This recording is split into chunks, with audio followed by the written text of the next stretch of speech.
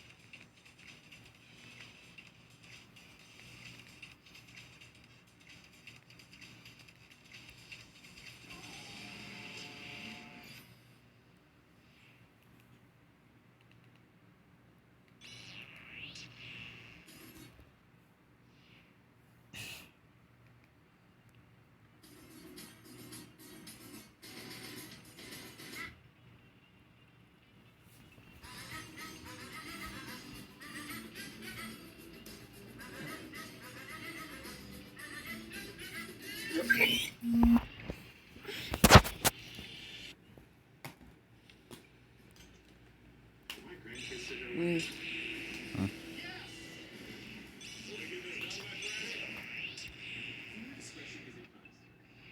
if one day, whatever I've created in my mind can be realized? I want a friend, a companion, a protector, a guardian who will be by my side forever, or a monster that will scare the bad things away. I wonder how it'll look like, the boy thought to himself. And so he grabbed his crayon and a piece of paper and began working on his very own Frankenstein's monster. And now he found himself bedridden, at first in the hospital, and now somewhere with people dressed in lab coats, and they didn't look like doctors. On top of it all, he had lost his lower jaw and all his limbs. He had no idea how he got here. One thing for sure, he felt a strong bond with the red-skinned monster that had slaughtered everyone in the room, except for himself. The monster was all that he could remember now. It looked towards the man in the bed, who also looked at it confusingly, then walked towards a cadaver that was in the room. It ripped an opening on it and began taking out the organs. As it saw the light was fading away from the man's eyes, it quickly opened up the tear on the man's body and hastily replaced all his failing organs with the ones he had procured from the cadaver. Soon enough, the man regained his consciousness, and the monster smiled in appreciation for life.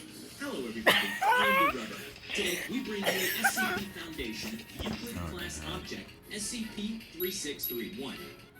SCP-3631, also known as a man and his monster, is the collective designation for two humanoids, which are SCP-3631-1 and SCP-3631-2.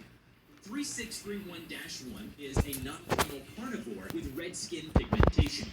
Outside of a mouth and several heat-sensing orifices, it lacks any discernible facial features. Despite this, 3631-1 demonstrates sight, smell, and hearing comparable with that of other large primates. 3631-2 is an adult man. All of 3631-2's limbs have been amputated, and the lower jaw and vocal cords have been removed. Additionally, a long incision had been made across the abdomen to allow access to the abdominal cavity. Analysis of scar tissue suggests this was likely inflicted by animal claws, though the precision of the wounds implies intent beyond simple defensive or predation behavior. Although he shows signs of consciousness, 3631-2 is capable of only weak response to stimuli, though this has improved since being taken into Foundation custody. 3631-1 displays aggressively protective behavior against perceived threats to 3631-2, having become significantly more aggressive since containment. It seems to be able to innately sense the medical condition of 3631-2, as demonstrated by its agitation and high-pitched vocalizations typically associated with distress during surgical operations on 3631-2. It will transport victims not used for sustenance to the vicinity of 3631-2. It will then begin extracting organs from the victim to replace diseased and or otherwise damaged organs in 3631-2. The transplanted organs resume functions upon attachment. However, transplanted organs quickly begin showing signs of atrophy and require replacement on an approximately monthly basis. Analysis indicates nearly all of 3631-2's organs have been replaced in this fashion, with only the central nervous system and sections of bone and muscle tissue retained. Tissues from 23 different hosts have been identified. Attempts to replace this process with standard medical care have yielded mixed results, although supplementing maintenance from 3631-1 with care from Foundation medical teams has improved 3631-2's condition considerably. It is not known at this time how 3631-2 consistently survived this process prior to containment, given the poor quality of care and high risk of blood loss and infection. On the 18th of December 2005, 3631-1 was discovered and captured in Ombre Road, Louisiana, after a string of disappearances were reported with multiple sightings of a hostile humanoid entity. 1 year later, it disappeared from the containment cell without any explanation. After several years of no sighting or evidence supporting the entity's existence, the Foundation redesignated it as neutralized.